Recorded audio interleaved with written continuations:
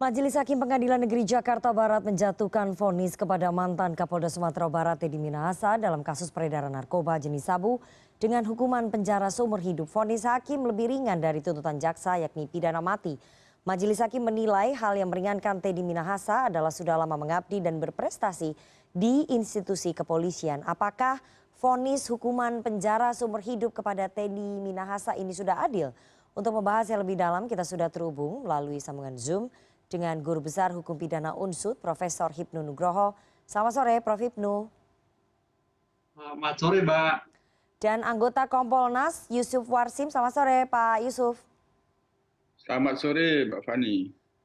Rifana, Pak, di sini.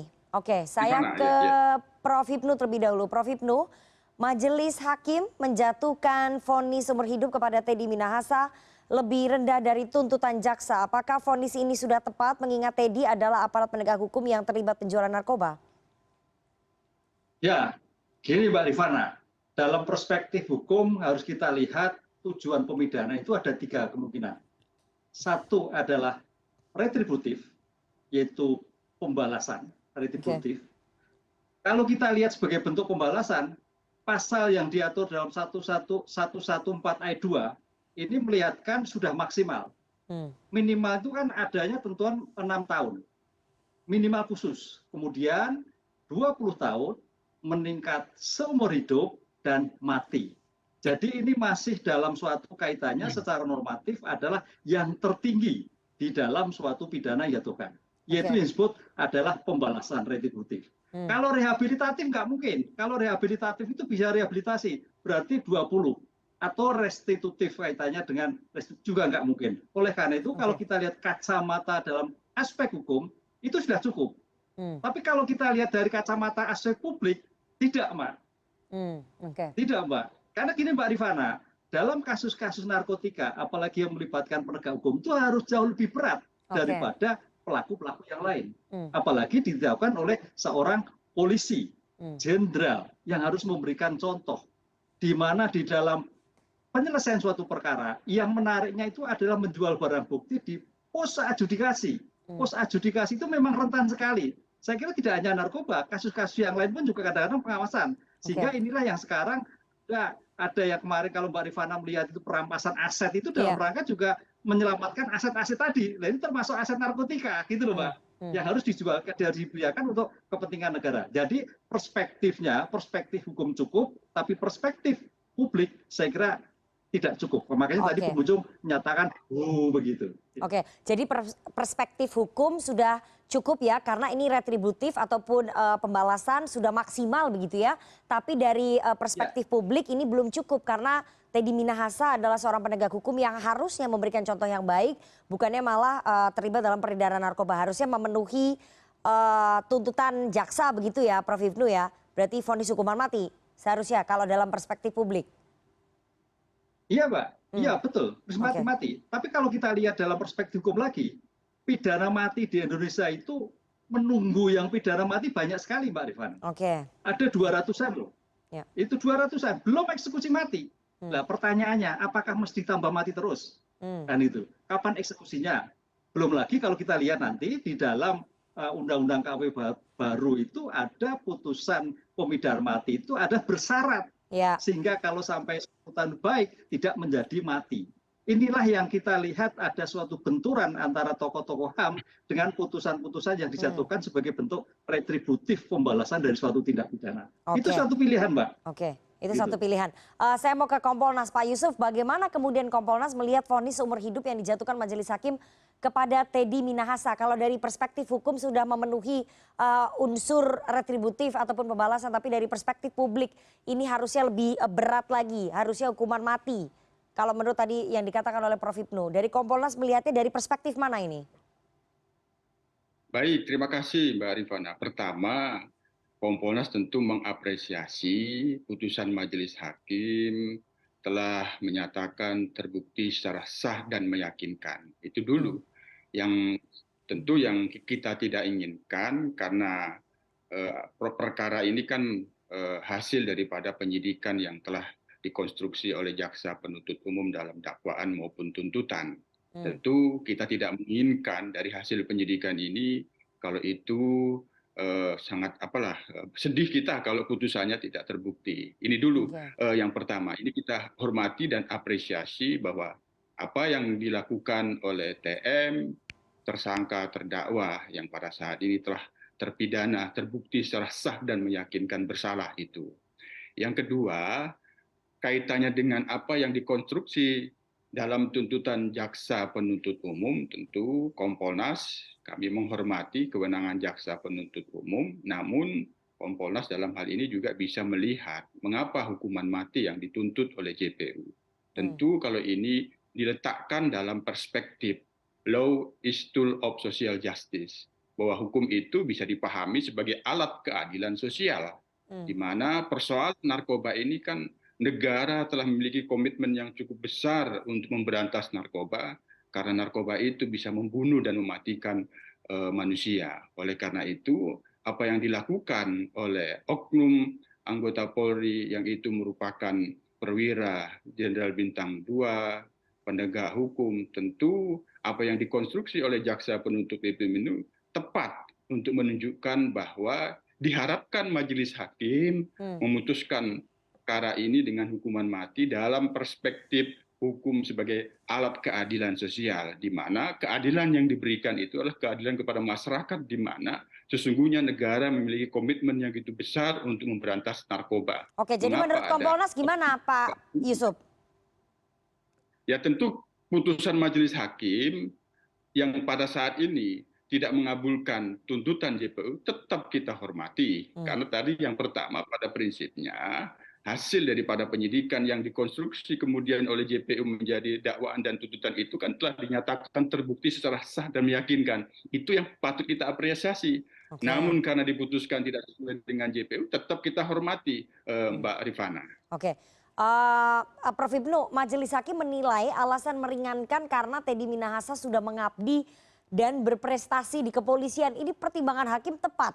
Karena dalam kasus sebelumnya, dalam kasusnya Verdi Sambo tidak ada pertimbangan ini, meskipun memang masing-masing hakim punya prerogatifnya masing-masing ya, punya independensinya masing-masing. Ya, gini Mbak Rifana, saya melihat sebagai bentuk prestasi penghargaan itu justru memperberat harusnya. Jadi bukan yang memperingan. Kita melihat seseorang yang punya prestasi itu harus bisa mempertanggungjawabkan suatu perilakunya, kan itu. Tidak mudah seorang dapat prestasi. Oleh karena itu prestasi-prestasi sebagai alasan meringankan, saya kira kok kurang tidak tepat. Justru prestasi yang dilakukan itu dipertanyakan. Kenapa orang mempunyai prestasi yang luar biasa masih terkecoh dengan sabu? Ini yang pertanyaan. Oleh karena itu ke depan pemberian prestasi itu harus betul-betul konsisten. Apakah prestasi yang diberikan itu tidak kemudian melakukan suatu tindak pidana? Kalau pengabdian saya sepakat, oke itu pengabdian. Tapi kalau prestasi, mosok ini mendapatkan prestasi mendapat suatu keringan. Prestasi jadi ini prestasi tidak tepat yang baik, ya? Tapi melakukan suatu tindakan. Jadi sebetulnya gimana? tidak tepat ya Prof. Ibnu ya kalau kemudian prestasi dijadikan sebagai bagian dari hal yang meringankan Teddy Minahasa. Menurut Prof. Ibnu begitu? Saya kira ya kurang tepat. Kalau pengabdian saya sepakat. Tapi kalau prestasi justru yang harus dipertahankan sampai kapanpun. Ini kan tergiur. Satu kasus. Oleh karena itu tidak mempertahankan prestasi yang dilakukan. Ini saya kira yang harus kita pahami bersama, prestasi itu harus dibawa kekal. Ada suatu kewibawaan, ada suatu kepastian yang sampai akhir hayat pun harus dipertahankan pemberian prestasi oleh negara. Begitu Mbak menurut saya. Jadi sebagai memberat kalau menurut saya. Oke, Prof. Ibnu, lalu kenapa kalau begitu majelis hakim lebih memilih ataupun mempertimbangkan soal prestasi ini dimasukkan sebagai hal yang meringankan?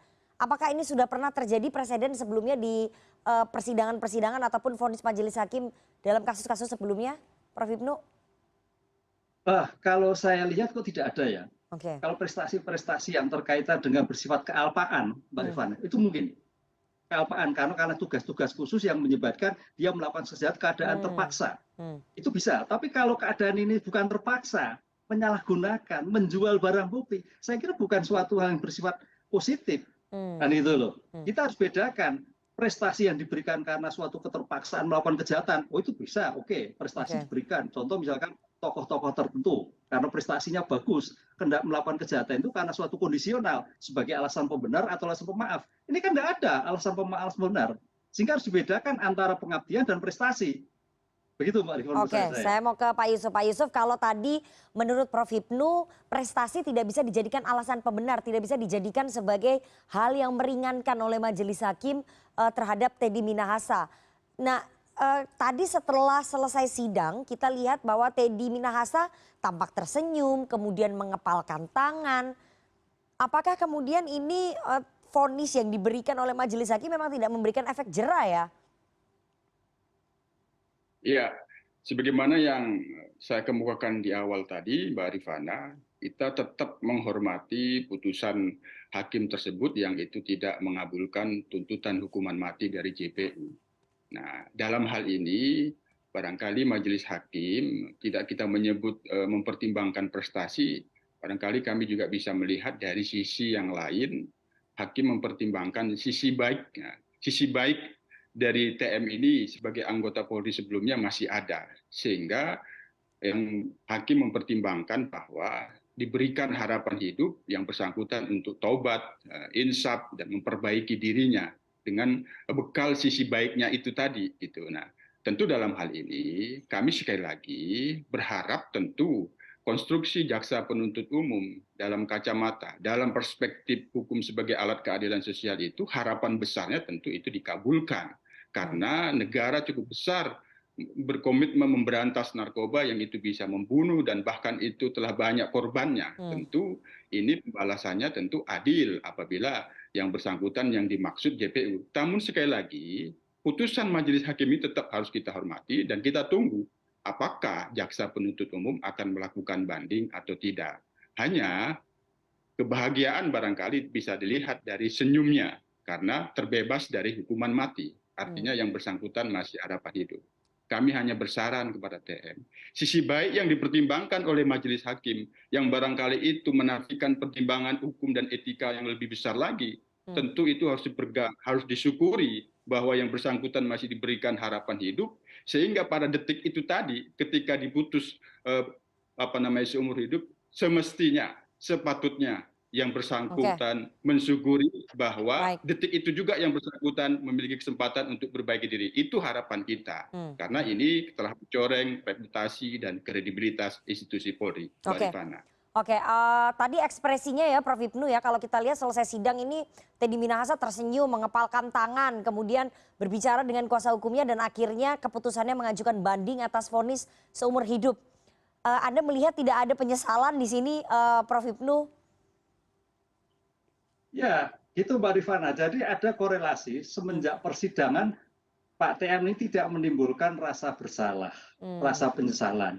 Yang kemudian juga dikonstruksikan dalam tuntutannya juga demikian juga. Sehingga selaras juga ketika suatu putusan di akhir nggak ada rasa penyesalan, malah happy-happy, senyum. Ini yang saya kira kurang memberikan suatu contoh di dalam suatu proses penyelesaian suatu pidana, seolah-olah ini suatu kayak main-main gitu loh. Harusnya kan rasa menyesal itu ada, rasa ya malu dan sebagainya seorang pimpinan Polri. Ini saya kira ada dua dimensi. Dimensi hakim juga kelihatannya seperti kurang menghargai, senyum-senyum. Dimensi peradilan juga seolah-olah peradilan itu ada sesuatu yang nanti mungkin bisa menyelamatkan. Ini yang harus kita hati-hati Mbak. Karena rasa PD-nya itu terlalu tinggi bahwa dia tidak bersalah. Kan itu loh. Sampai dia senyum, sampai dia mungkin mungkin teman-teman dari pakar ekspresi bisa melihat ini seperti kok gimana, nggak ada seperti kasus-kasus yang lain. Itu saya kira menjadikan suatu catatan tersendiri dalam suatu penyelesaian perkara pidana. Gitu, Mbak. Prof, ini kan Pak Teddy Minahasa mengajukan banding ya atas vonis yang dijatuhkan oleh majelis hakim. Peluangnya bagaimana? Apakah bisa lebih berat di pengadilan tinggi atau justru bisa lebih ringan lagi sampai ke 20 tahun penjara? Ya, kalau kita lihat pemerintah Indonesia itu masih berkomitmen dalam rangka pemberantasan narkotika, harusnya lebih berat.